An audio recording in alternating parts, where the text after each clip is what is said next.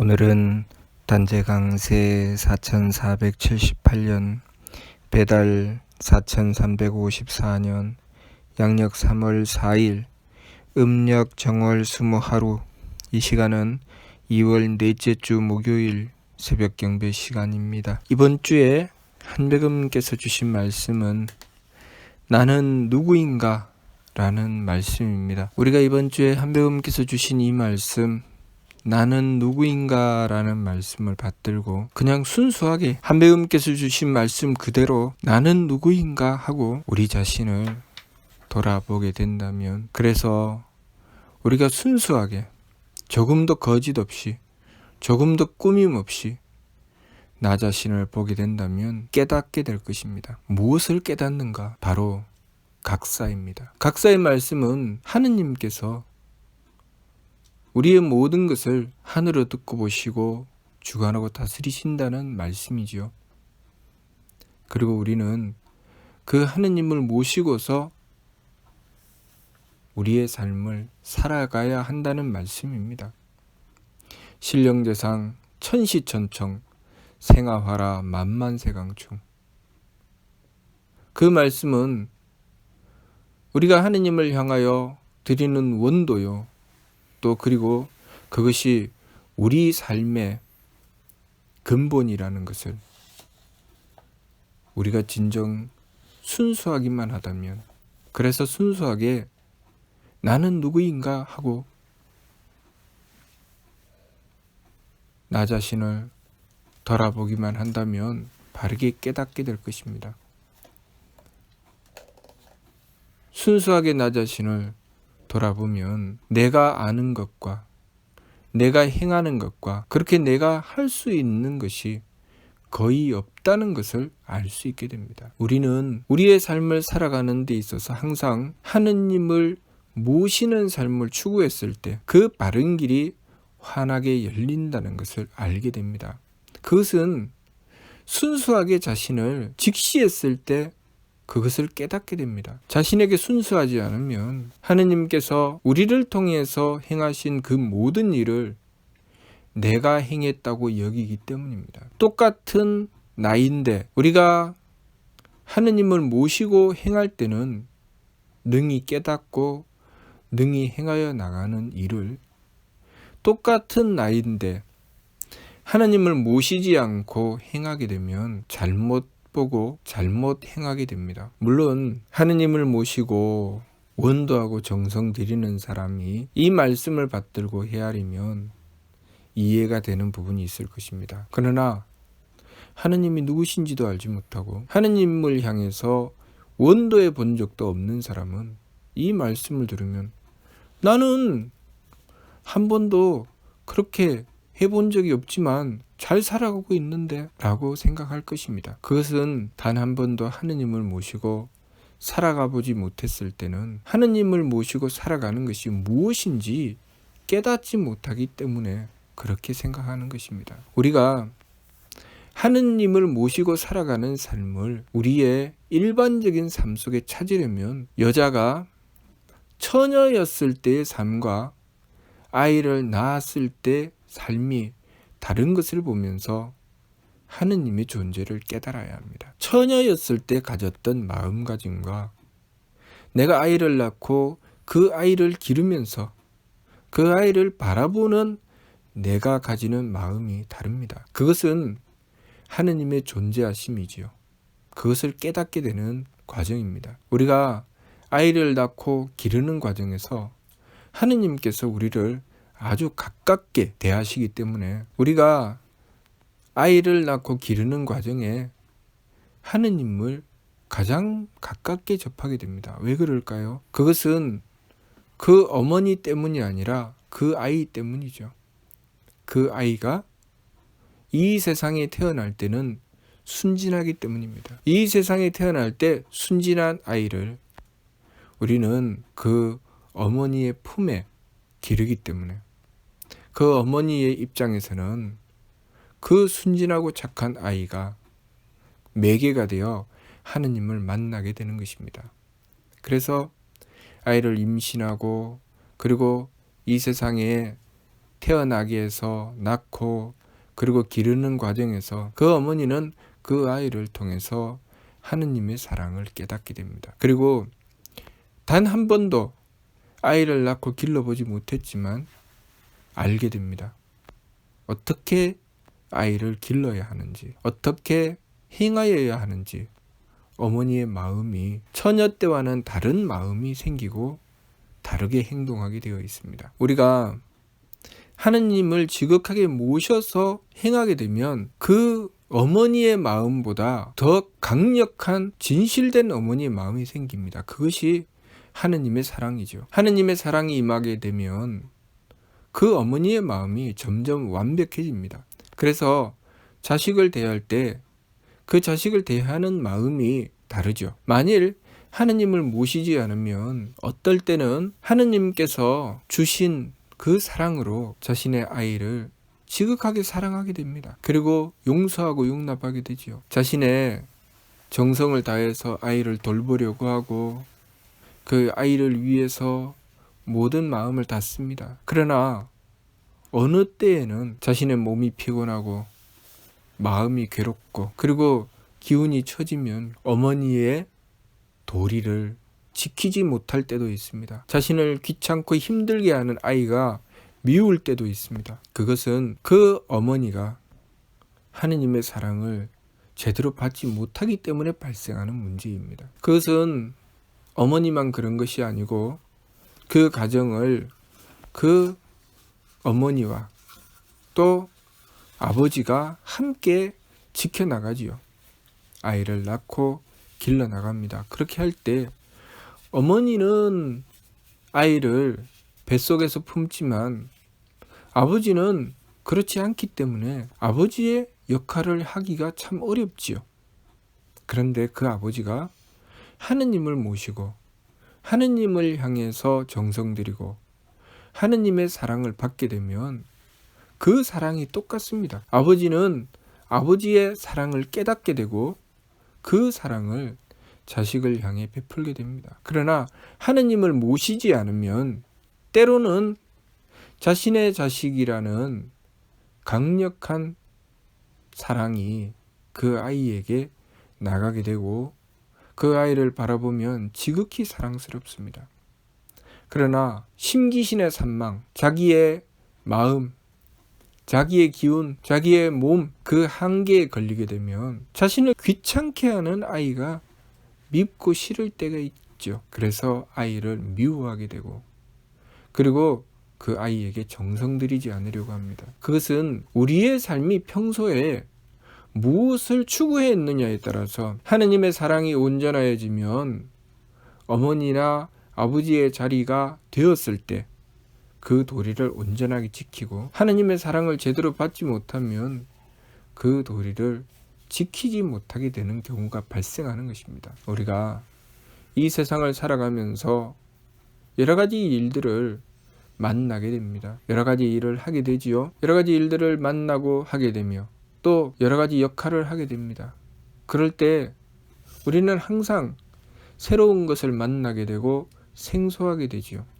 그리고 또 항상 하던 일도 한결같지 않습니다. 어떨 때는 잘 되거나 어떨 때는 잘 되지 않죠. 그래서 몇십 년씩 똑같은 일을 하다가도 사고가 나서 그것으로 크게 다친다거나 심지어는 목숨을 잃는 경우도 있습니다.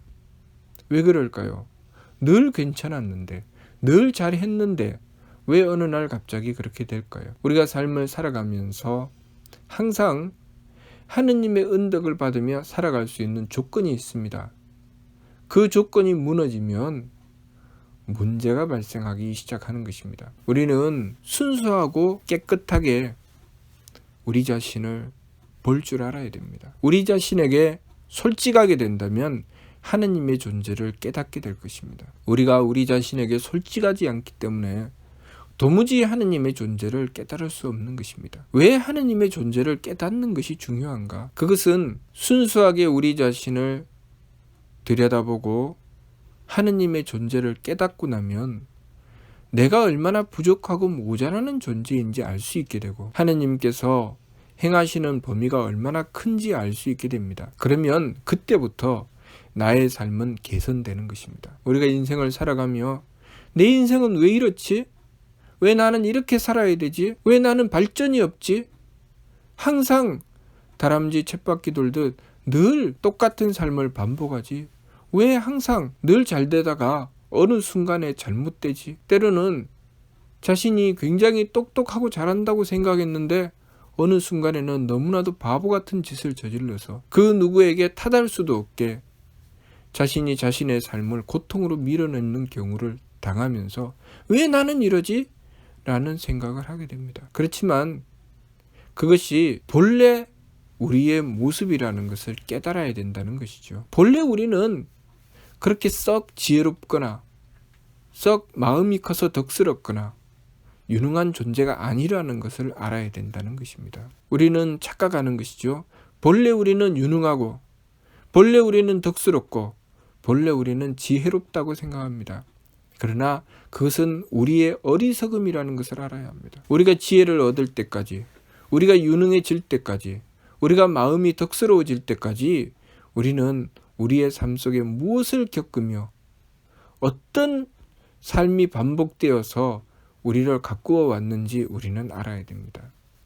유능해지기까지 서툰 내가, 유능한 내가 되기 위해서 수없는 실수와 어려움을 반복하며 겪고 그 속에서 바른 것을 추구해 나왔지요. 그리고 지혜로운 내가 되기까지 어리석은 내가 끊임없이 어려움을 겪고 부딪히며 지혜를 얻어 나갔습니다. 그리고 덕스러운 내가 되기까지 끊임없이 부족한 나, 마음이 좁은 내가 끊임없이 어려움에 부딪히며 그 마음을 키워왔지요. 물론 삶을 살아가며 그 삶이 자신을 덕스럽고 지혜롭고 유능하게 만들지 않는 경우도 있습니다. 그것은 우리가 행한 것에 대한 결과지요. 우리가 어려움을 만났을 때 그 어려움을 통해서 덕과 지혜와 힘을 얻는 경우도 있지만 그 반대의 경우도 있습니다. 점점 더 마음이 좁아지고 사악해지는 경우, 점점 어리석어지는 경우, 점점 박하고 무능해지는 경우, 삶이 곤두박질 치는 것이죠. 그 두 가지의 차이가 무엇일까요? 우리가 덕스럽고 지혜롭고 유능해진다는 것은 그만큼 유능해지는 데에는 정성이 들어갔다는 것입니다. 지혜로워지는 데에는 그만큼 지켜야 할 도리를 지켰다는 뜻이 되는 것이죠. 덕스러워진다는 것은 그만큼 참고 배려하며 착함을 길러 나왔다는 뜻입니다. 그러나 그 반면 참고 배려하지 않고 자신만 생각하고 어떻게든 내 입장만 내세우고 그렇게 마음을 좁게 쓰고 주변을 원망하고 미워하게 되면 마음이 점점 좁아지게 됩니다. 그리고 도리를 찾고 지키며 이치를 따라 행하지 않고 제 마음대로 행하는 삶을 살게 되면 점점 어리석어집니다. 고집스러워지고 어리석어지죠. 그리고 열심히 정성 들이고 갈고 닦아서 노력하고 그렇게 해서 이치에 따라 행하고 끊임없이 자신을 돌이켜 반성하며 바로잡아 나가지 않으면 유능해지지 않습니다. 제 마음대로 행하고 게으르고 무엇을 하더라도 정성 들일 줄 모르는 삶을 살게 되면 점점 무능해져 갑니다. 능력이 점점 줄게 되죠. 그것은 왜 그럴까요? 하느님의 법칙에 맞추는 존재는 덕과 지혜와 힘을 길러내게 되고 하느님의 법칙에 맞추지 않는 존재는 덕과 지혜와 힘을 기를 수가 없기 때문입니다. 그것은 바로 우리의 삶을 얼마나 복되게 만드는가, 얼마나 괴롭고 힘드는 삶을 만드는가를 결정짓는 것입니다. 우리가 하느님을 모셔야 되는 이유는 하느님을 모심으로써 우리의 삶이 덕스럽고 지혜롭고 유능하게 만들 수 있기 때문입니다. 순수하게 우리 자신을 돌아보면 내가 할 수 있는 것이 별로 없다는 것을 알 수 있습니다. 우리는 우리가 행한 일들 중에 많은 부분을, 아니 전부를 내가 했다고 생각합니다. 그러나 그것은 우리의 착각이지요. 많은 부분을 하느님께서 하신 것입니다. 우리의 몸만 보더라도 우리가 이 몸을 쓰기 위해서 우리 몸의 내부를 얼마나 관리했습니까?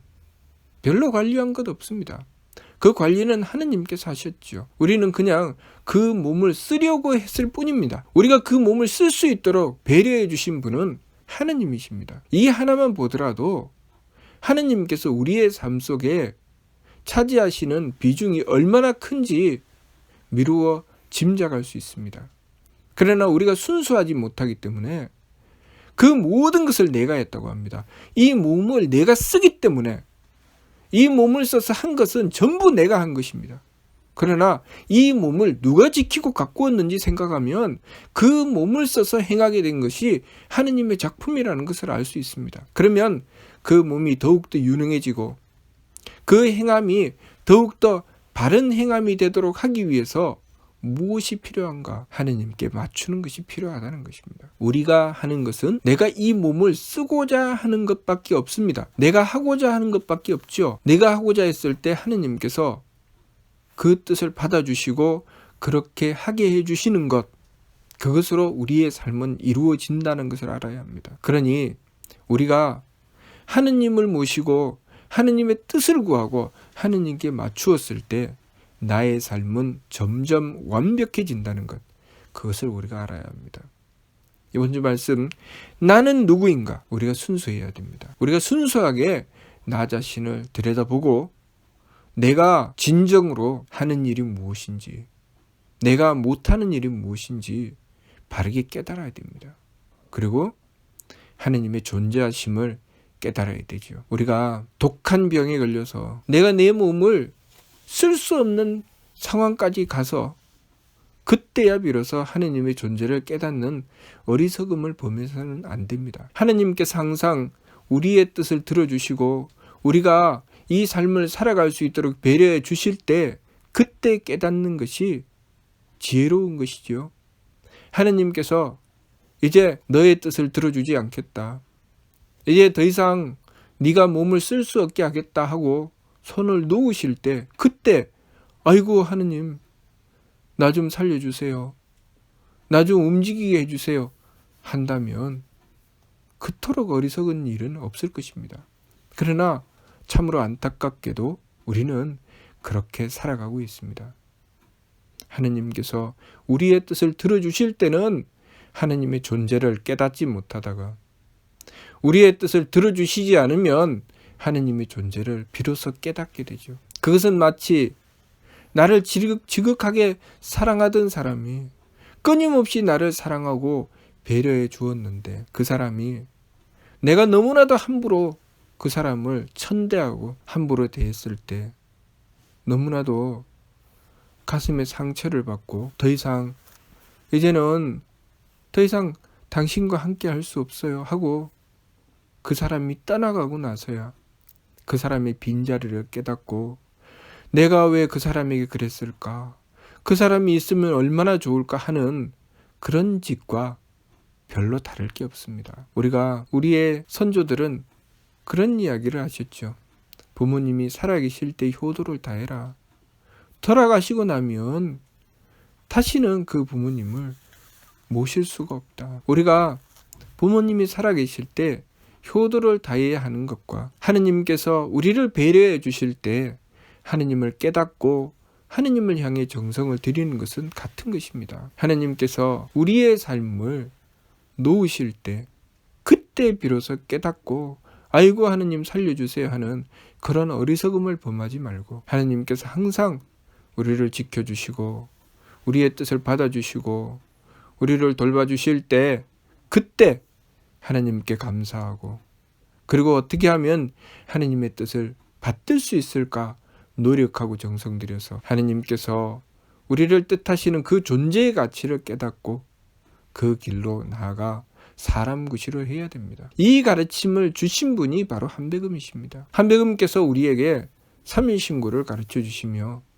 사람의 길을 열어주신 것은 바로 그러한 뜻이 있는 것입니다. 우리가 한백음을 모시고 한백음의 뜻을 받들어 행하고자 하는 것은 그분이 세검 한 몸이신 한백음이시기 때문입니다.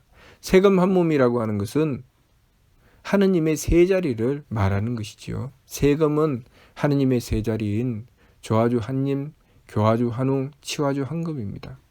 한 몸이라고 하는 것은 하느님은 한 분이시기 때문입니다. 그러니 우리가 한배금을 모신다고 하는 것은 바로 하느님을 모시는 것이고, 우리가 항상 우리의 진심으로부터 하느님을 모셔서 우리의 삶이 늘 하느님과 함께하는 삶이 되도록 노력하고 정성 들여야 하겠습니다. 그렇게 하기 위해서는 우리가 지켜야 할 것이 있죠. 서두에 주셨던 말씀처럼 우리가 덕과 지혜와 힘을 추구해 나가기 위해서 착함과 그리고 맑음과 정성 들이는 후함이 필요하다고 하신 그 말씀 그대로 우리가 지감조식 금촉이라는 세 법을 임수행해서 우리의 마음과 기운과 몸을 가꾸어야 됩니다. 마음과 기운과 몸을 가꾸어서 하느님의 뜻을 받들고자 해야 되죠.